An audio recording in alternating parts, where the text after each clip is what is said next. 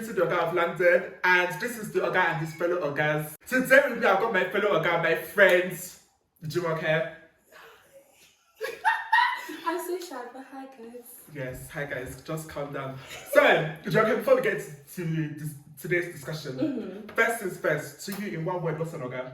What's an Oga? An Oga is a person of class, Let them know. elegance, Let them know. respect. Let them know. You know, someone that carries themselves. You know, it's premium. So basically, an Oga to me is just, you know, someone that carries themselves in a big way, respect in every aspect of their lives. Yeah. That's what an Oga is to I me. completely hear that and I completely agree. And do you think we embody that? You know, the vibes. P-U-R-R. But that is serious question. Yeah. Anywho, okay, so now let's get to today's topic. Okay. So, today, the overall topic is going to be us as Ogas, how do we navigate the relationship scene, Oh the gosh. dating scene. Oh, That my is goodness. today's topic. Oh my god. Oh So, my God. just to, you know, get us started Yeah. off, right now, how do we think the market is? Ooh. You know how people say they're like fishes in the sea? They're piranhas. The guys, they're actual piranhas. Very clearly. I think it's subjective to like who you are and what you're looking for and the type of person you portray to people. Yeah. I guess if you put yourself in places where, how do I put it? You know how they say like you attract what you put out. Exactly. Yeah. So the way you put yourself is how people will get attracted to you. Attract what you give to the people. So I feel like it's subjective, but I feel like these days people are just dating for the sake of dating. They're not dating for a purpose. And I'm not saying like every relationship leads to marriage, but you should have a reason why you're in that relationship. Yeah. You should have a goal. You should have a reason why you're in that. Like things can happen and the goal gets like stopped on the way. But the goal before reaching there was, oh, we're going to get married. Yeah. So if anything happens like in between, you know, life happens. But I feel like these days people are not having a goal in mind. It's just be in a relationship for the sake of being in a relationship. However, some people have terms that they agree to when they get into certain relationships. You know, some are just friends with benefits. Some are just like, you know, buddies for the things. You know, and then, you know, some is just companionship and they don't necessarily want to like commit or give all of that. So it depends on what you're looking for. So that's what I think. I completely hear that. So what do you feel about like, you know, people that throw out this statement that men are this, men are that? Do you really feel that's a true reflection of the markets right now? From your point of view? No, I don't think so. I mean, I'm trying to say this just for jokes. But I don't think so. I feel like it's people's experiences that they've projected to the society. That's what I think. I don't think we should generalize people based off another person's experience. So men are this, men are that. It's people's experiences in their own different relationships. And then they're projecting into the society. That's what I think. And I completely hear that. And like for me, like in terms of me as a guy looking at the women's market, first and foremost, I'm not looking at the markets. Whatever's going on in the market is not my business. It's not our business. It's not about business because at the end of the day, that person that is meant for me needs to match my standards. And I'm not going to deplete these standards because, there's now this, you know, common theme that, people are saying this, people are saying that. Because I cannot come and suffer on other people's behalf. Do you understand? And I feel like that's something common amongst us or guys is that when people have standards, I'm not going to settle for anything less than the standards that matches our own. Of course, premium. Or nothing. That's the vibe. Because, like I said, nobody is going to suffer with me for, you know, decreasing my standards because of somebody said this, somebody said. So I rather, you know, do what I know I can stand behind. Stand and experience by. your own things.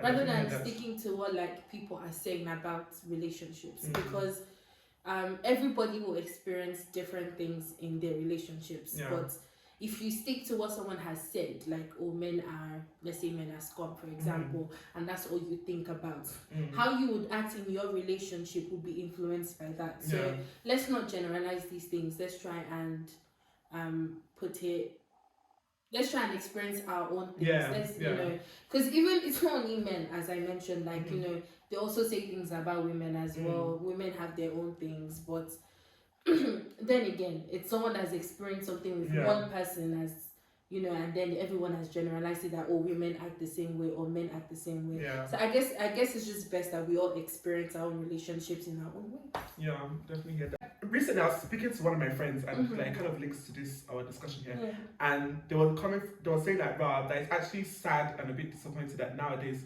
it's a lot more common to be hearing negative stories concerning relationships rather than positive stories, and like us, like, because you know we know, you know, we kind of like rate ourselves. Do you understand? And we strongly believe that there's people out there that also carry themselves in the same manner. So us is not necessarily affecting us. But first and foremost, do you feel like that is true, that it's becoming more and more common to hear more negative stories concerning relationships rather than positive stories? Yeah, I wouldn't lie. Like, you hear even from like friends and stuff, and then like even things you read on like Twitter, Instagram, all these things. Like, I would say there's bad PR for relationships these days, but there's also good PR too. But you know how they say like bad news spreads fast. I was about to just say that. You get it. That's where it is. So that's the issue. That is the people love bad news. I don't know why people are hell bent on dwelling in negativity. So I think like my issue with this topic of this discussion of all that is now more common to hear negative stories when it comes to relationships than positive ones. It's like my worry is like how that is affecting people's mentality and their standards. Because I feel like there are people that are out here maybe with this mentality of, oh, it's so common for somebody to like this gender to move like this, or for this gender to move like this. And it's like before growing up, maybe they wouldn't have accepted that. And even maybe before getting into a relationship, they wouldn't have accepted that. But now that they're in one and they're seeing all these common traits that people, or what people are deeming to be common traits for particular genders, like in front of them, they're like, okay, maybe I'm just meant to tolerate this and move past it. After all, so many people have said this, so many people have said that. So I think that is my worry, because I don't want my sisters or like my cousins or my friends to be in such a situation like that. And it's like they're tolerating things because they think it's the norm, whereas it should not be the norm. Do you understand what I'm saying? Yeah. That's the problem. That's the thing. No, honestly, that's the problem, because people are hearing things that, as you said, like, it's the norm, but it's not the norm. It's just someone else's experience that has happened to multiple people, and it shouldn't become the norm. Like, what you experience in your relationship should be unique to that relationship. And if there are bad things that need to be corrected, it should be corrected on both parties in that relationship. So when both parties move on to other things, they don't bring that same bad behavior, to that relationship. And that's how like all these things that we're hearing, all this negative PR is moving, and that's how all these behaviors are moving from one relationship, and people are accepting things that they shouldn't, because it's becoming normal. It's becoming, you know, appropriate for certain things to happen when in fact it shouldn't. And the only time you can identify something is wrong is when you yourself can say, okay, this is wrong. Because if other people are telling you this is wrong, then you won't be able to identify that this is wrong. So I think it's just what we expose ourselves to, like exposing ourselves to relationships that are, let them know, you know, Oga level. Yes. You understand? You know? You exposing yourself to relationships that you would admire. You might not know how people's relationships are just from the outside. That's another thing. I feel like as time has gone on, I've also come to the, like, you know, the understanding that I really do not want to invest too much into any of these couples that I see online. But I feel like before, like when it came to celebrity lifestyle, I used to ride for people. Just on an individual level, talk less of a couple level. Like, if I'm your fan and all that was, nobody can tell me nothing about you. Anything that I would just like, get out of here. I will be ready to finish people comments until I realized, I said, come, Clinton. Give yourself sense. Like, serious, give yourself sense. Brave. Give serious, because I was like, first and foremost here, as I'm going to where I'm going to in this life, if somebody looks back to see what I've been commenting underneath somebody else's thing, what would I have to say for myself? Like, what, the person I'm commenting for does not know me.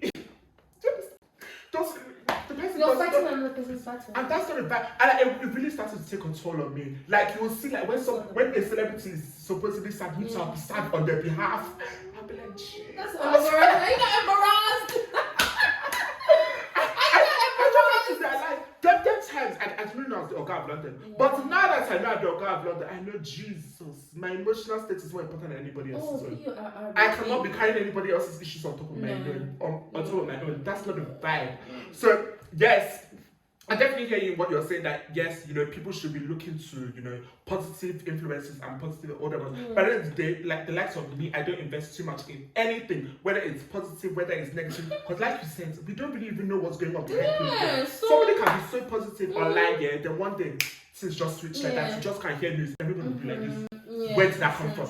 That kind of thing. So yeah, I just think that's just me personally. I don't really invest too much in anybody's relationship. I just concentrate on myself and where I see myself going to, the hopes I have for myself and hopefully my relationship. That's the thing. So yeah, I think that's the way. No, I agree with you definitely, because you don't know what's happening behind closed doors. You don't know what people are going through. But when I mean expose yourself to like-minded things, expose yourself to I don't know, for people that read, you read books about how to behave, not behave, but how to treat things in a relationship. You listen to please, reasonable emphasis on reasonable podcast, or just TED talks about human behavior and mannerisms, emotions, and all these things, books, all these things that could help you to even work on yourself first before involving another person into your space. Because I feel like nowadays, we have a lot of people with emotional baggage on their own, and when you involve another person, it's not that the relationship doesn't work, it's just that you're not sorted, and you're trying to bring somebody else into this not so it's not going to work. We have to be able to work on ourselves first. You work on yourself in first before you before you try and add somebody else to the story. Exactly. You know how they say that you pluck before you pluck another person. Basically, treat yourself first and be able to identify things that trigger you, things that worry you, things that stress you, and how you can effectively communicate this to your partner. Because in as much as everybody says communication, we're not just talking about how me and you are talking now. We're talking about you've hurt me, you've said something that has hurt me, or you've done something that's hurt me. I wouldn't want to react to you, even if something I have learned as a person, with relationships with my friends, family, I know that if I say it as it has happened, I would talk badly. I would say things that I would totally regret. So for me, I would take time, think through what has just happened and how I feel about it. Take time to cool down and then come and talk to you about it. So because then we would have a more effective communication. Because if not, I would be yelling, you will feel insulted for the fact that what I said to you, it's just finish galore. That's what it's going to be. That's the vibe. That's the vibe. So we just have to in relationships and whatever type, not just romantic relationships, friendship relationships as well. We need to be able to sort out our own emotions, our own way of behavior and all of that before involving our friends and just making that relationship sour, because that's what a lot of relationships and some marriages have gone through, when someone has a lot of things that they've gone through in their past, but they're not able to sort that out before they get married, and then it becomes a problem because little things take you back to that time of when that thing has happened to you, and rather than communicating with your partner, you start avoidance behavior, and it's just round and round and round. So that's really not the vibe. No, I completely hear that. I really just completely hear that. So, to you now, as your guys that we are, what qualities are we looking for to meet that Oga standard relationship that we desire? In ourselves, or in the people. For me. This is for me, the things I would look for, or things that I look for, first and foremost, is your relationship with God. That matters a lot to me. Because I'm a growing Christian and I'm trying to be better day by day. And I want, how, whatever you feel or whatever you feed will grow. I want to be able to be in a relationship where we're feeding each other with the word of God. And as we're feeding each other, we are growing. That's another Oga level. Let's not forget. Oga is not about the vibe. No. You also need Jesus. And when you start understanding the word of God, it also affects your behavior, your mannerisms, how you interact with people, how you talk to people, how you treat yourself, and how you treat life in general. The word is moving. Hallelujah, somebody. But anyway, so yeah, that's one thing for me. And also like your prospects to life. What is your plan in life? What are your goals? What are the things you look at? Minus like medicine for me, because I'm trying to be a doctor. Doctor in the making, let them know. Say minus wanting to be a doctor. The other things I would personally like to venture to business wise. I have a business, but I have other business ideas that I want to venture into, and that's like the things I'm putting my focus on these days. I'm also trying to make little tiny mini investments in companies and stuff. So I would like someone that's like business oriented, someone that thinks of possibilities outside our careers, because obviously I want to be a doctor and whatever my partner wants to be, but it's important. Like I would like someone that's business oriented and someone that has very strong family values.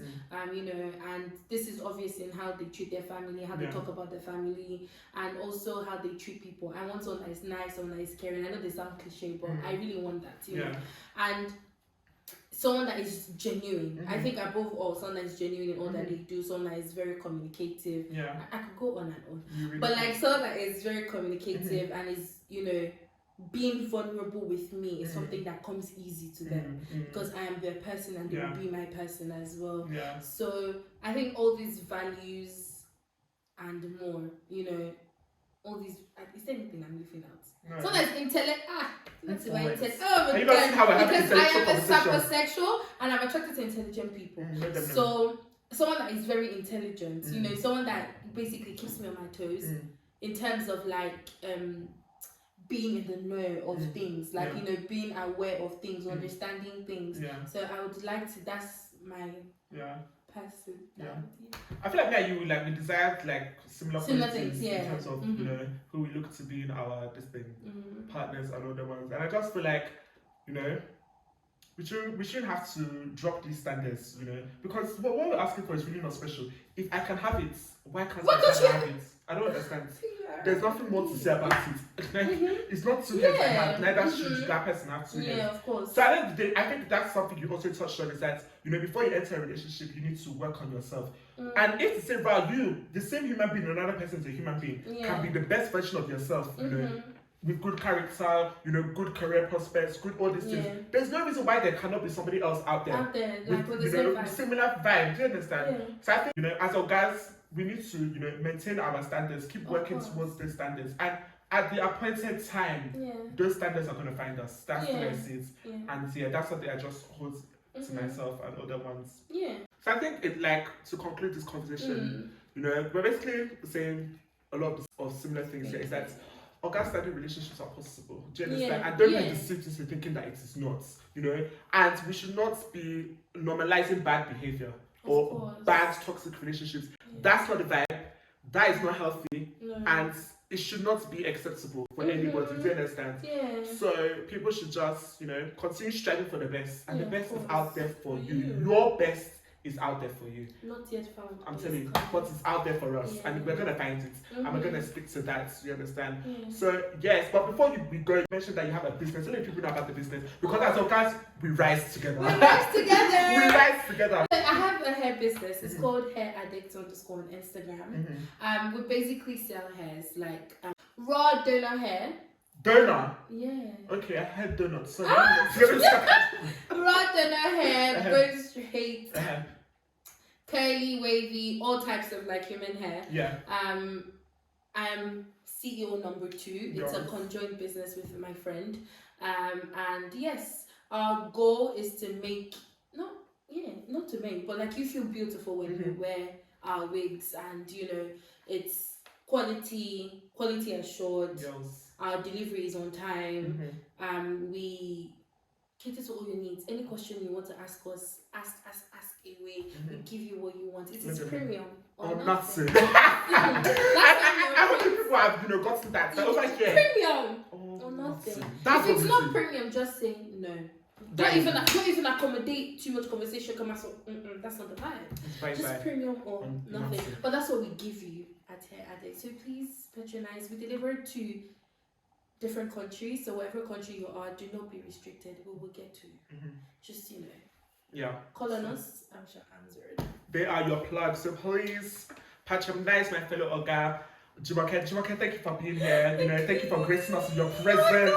But with that, this has been the Oga and his fellow Ogas. Bye, guys. Bye.